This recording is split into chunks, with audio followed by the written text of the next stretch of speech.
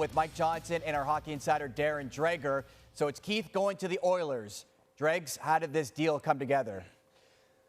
Well, a lot of back and forth between Ken Holland, the GM of the Edmonton Oilers, and Stan Bowman of the Chicago Blackhawks. I mean, I'm sure that over the course of the last couple of weeks, there have been multiple conversations, and perhaps the deal that they ended up signing off on, including an American leaguer, a conditional draft pick, Caleb Jones and Duncan Keith, had been expanded. But this is what they detailed and finally came to terms with over the course of this day. But let's rewind a couple of weeks. When the story first broke, I mean, it was clear that Duncan Keith wanted to get closer to family. So this fit in Edmonton in Western Canada makes that so. He would have had other interested teams, there's no doubt about that, given the history of Duncan Keith. However, he chose Edmonton because he believes that it's also a good fit in terms of him still wanting to win. He has 2 years remaining on his contract.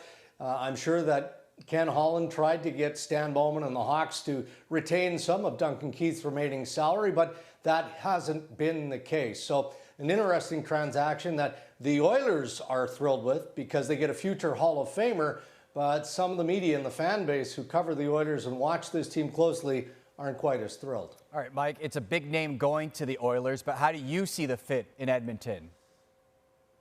Well, everything has to be seen under the context of the salary cap. And what does the salary mean? So you can be happy with Duncan Keith. The resume, the winning, the character, the competitiveness, that's all still there.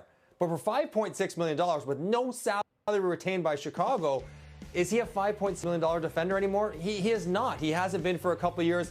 His on-ice results have been quite poor now. Chicago's been quite bad defensively, so maybe because he plays a lot, some of that's reflected in that. But you look at his numbers relative to his teammates, and some of his other underlying numbers, and they're poor. He's not a top flight defender anymore. So you can want the intangibles and you can love them for that group. But at that money, is the team better? Because could that money be better allocated elsewhere with $1 million defender and spend the 4.5 somewhere else? That's going to be the issue. It's not that Duncan Keith won't contribute, especially off the ice, but for that amount of money, Mark, it's tough to make sense given the needs of Edmonton and how extensive they are. Yeah, and there was an expectation that Edmonton would be busy this offseason. So, Dregs, the big question in that city, what's next for Ken Holland?